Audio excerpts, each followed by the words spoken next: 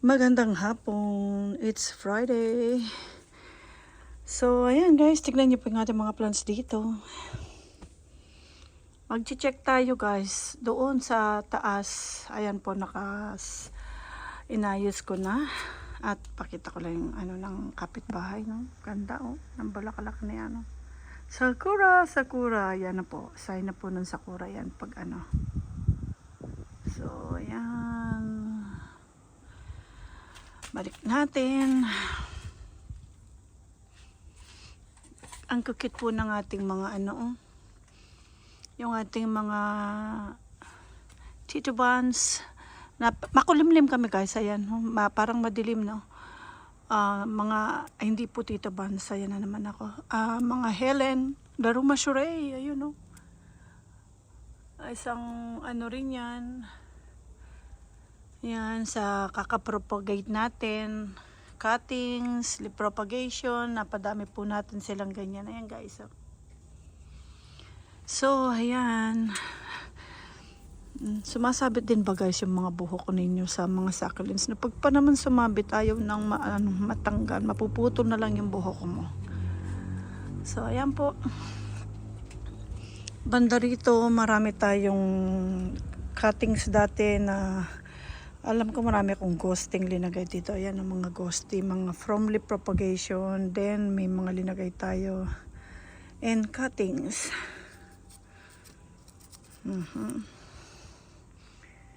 At yung mga pinagpuputol na po nating Purple Delight.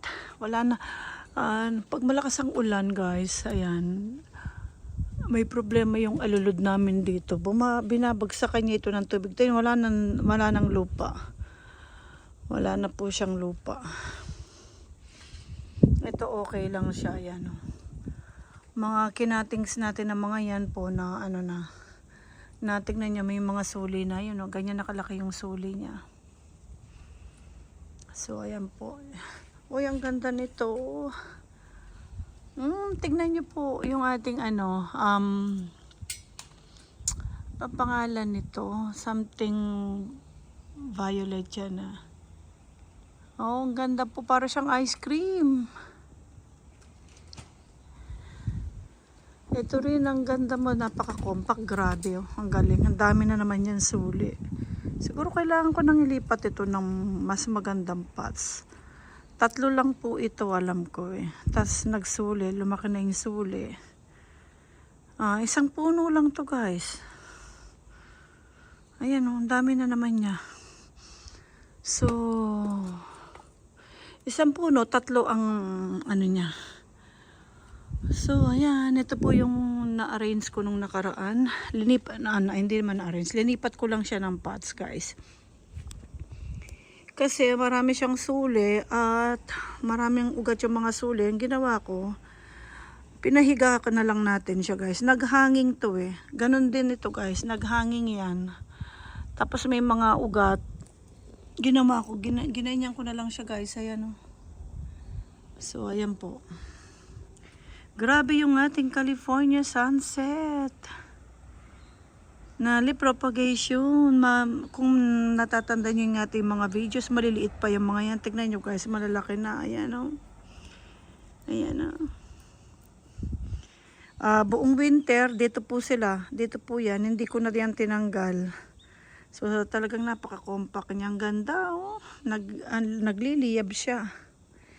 Ito naman ang ating si Lola. Marami na rin babies. Ayan. Maliliit yung mga babies pa. Pero napaka ganda pa rin niya. Nawala na yan ng konti yung pagka-pink niya. Unlike nung winter, talagang pink na pink. Nasa heart shape basket po yan guys. Ayan oh. Hindi ko sila mahawakan guys. Alam niyo kung bakit dito. Kasi tignan yung posisyon ko. Para makapag-update sa inyo dito at kasi hindi bihira natin maakyatan to guys. At yung rin natin yan mga Helen din yan, mga halos suli na po yung mga nandyan at saka yung mga dahon na nagsilaglagan yan, naging cluster siya, yan punong-puno na yan guys. Diyan tayo rin kumuha ng mga cuttings eh. At ang mga yan, ito mga leaf propagation din ang mga yan. Ayun guys, oh.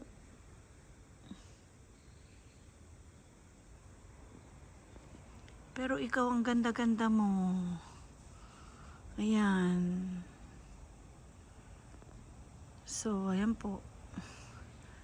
Kaganda po nila, no? Ito, ano ito, hanging. Siguro kailangan ko nang tanggalin to. Ayan, tignan nyo guys. Nung winter yan eh. Hindi ko pa siya na, ano ito, mix ito guys. Si Ghosty, ayan si Ghosty. At saka si Binance. Ayan si Binance guys. Ay, hindi Binance. Ayan. Nakalimutan ko. Naglaki ang utak ko. Ayan si Ghosty guys. Ay, Bernalense guys. Si Bernalense, ayan. Si Bernalense pala. Yan. Yan ang una kong mga leaf propagation and then kinatings din natin ang mga yan guys. Ayan. So, ito rin, lahat ito, leaf propagation. Ang mother plant yan guys ay variegata. Ang ating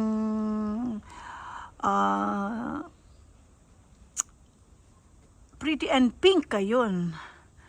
Variegated po yan, pero hindi lumabas na variegata. Kaya pinagsama-sama ko yan eh. Diyan na rin po natin sila pinropa at diyan na rin sila lumaki. Parang ito, diyan na sila na propa, diyan na rin lumaki.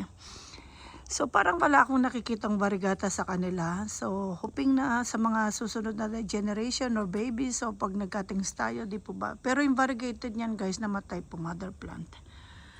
So, ayan. Dahon lang po na na-propagate natin yan. So, ayan guys. Nung ganda nila. Tignan po. Makulimlim po kami. So, ayan. Ito magandang maganda nito. Luma na kasi yung pots niya. Tsaka yung soil niya. Wala nang So, ang ginawa ko. Linagay ko na lang siya. Pinahiga ko na lang siya. Para yung ugat niya ay dito dumikit na at mas lalong maging compact ito. Ito kasi nasa ilalim na guys. Ito yung mga nasa naka sa lupa. So ang ginawa natin ganyan.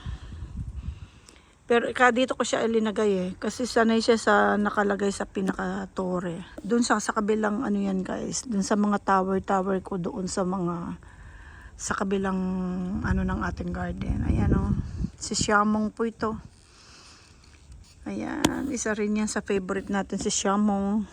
Linagay ko siya sa ganyang pots kasi naghahanging din si Siamong para pwede na lang natin siyang ihang.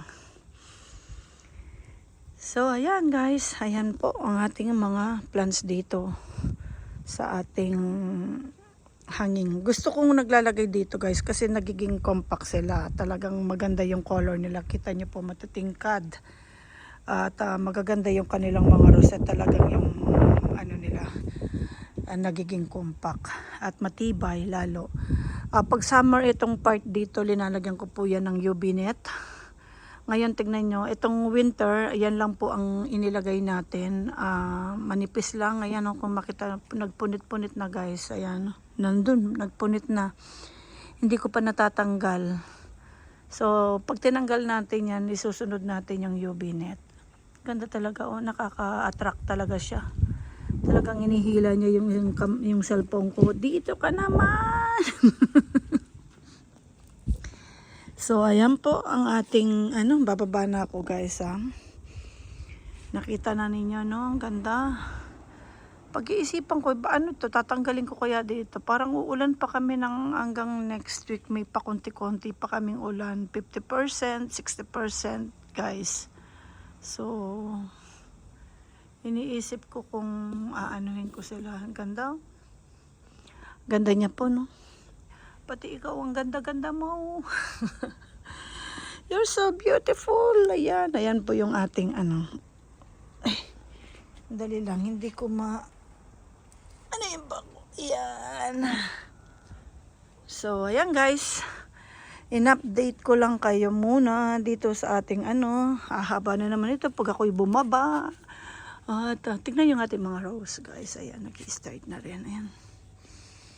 Nag-i-start na po ang mga yan. Yung rose ko doon na yellow, nandun sa kabila. Ang dami na niyang buko. So, ang dami na po niyang buko. Dali lang para tayo makadaan. Muna natin ito itabi. Ayan guys. Super nice na po nila. Hindi po ba? Sandali lang. Pag ako'y dadakan, gaganyan ako. So, ayan guys. So, dito ko linagay kasi kanina sumikat yung araw guys. Nandito po yan nakatabi dito. Walang araw pa kasi dito. Diyan ko linagay kasi umaraw kanina. Ngayon, tumigil na naman. Ang ganda ni Fred Ives. So, yan, pinagpalit ko po muna sila kasi tignan nyo yung mga echeveria. Mga graptoberia, okay. Pero pag echeveria, takot ako guys na, So, ayan po. Ganda na ng ating Parang ang gulo ng aking camera, no? Ganda na ng ating Ang dami na po niyang suli. So, ayan. Ito rin guys, ito mga leaf propagation na mga ito, yan, lumaki na sila. Ayan mga leaf propagation natin. Ayun ang mga nandun maliliit pa pero maraming ghosty dito. Ayan. Ayan guys, so makikita mo na lang yan, malaki na sila. So, ayan, tignan nyo, ang cute nito, variegated na Pachyberia pachytoides. Ayan, kulay peach na siya. Tignan nyo guys ang niya. Maganda ilagay ito sa sa pots na cute na pots. Tas maganda po ang kalalabasan niyan. So ayan, parang biglang lumamig na naman. Hindi ako naka-jacket. So ayan po ang ating mga plants dito. Ito yung ating mga ghosty na yan guys. Tignan nyo. Ito matagal na itong mga ito. Mga nagsuli na. Cuttings din yan guys. And then nagsuli na. So talagang yung kanilang mga roots dyan ay na. Ito ang cuttings last year. So hindi ko muna sila binababad sa ulan. Pero hindi na sila mahugot. One time, minsan ulanan ko sila pag pag sobrang dry. Pero dahil sunod-sunod pong ulan natin, hindi ko na muna sila Naka-cover ito guys. Ko lang. Finold ko lang yung isa kasi para po mag in and out yung hangin. So ayan, ito mga rin ito ay mga cuttings. Ruby Queen yata yung mga yan. Ganda po nila, no?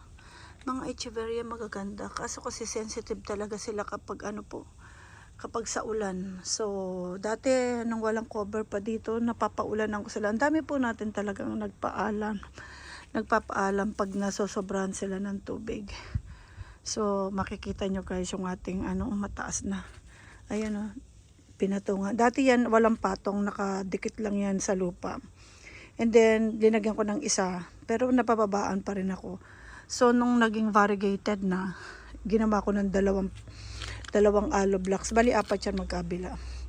Para umangat siya, tumaas ito, at kasi yung variegated kailangan maliwanagan ng tama. So, para mas maganda ang kalabasan ng mga color nila.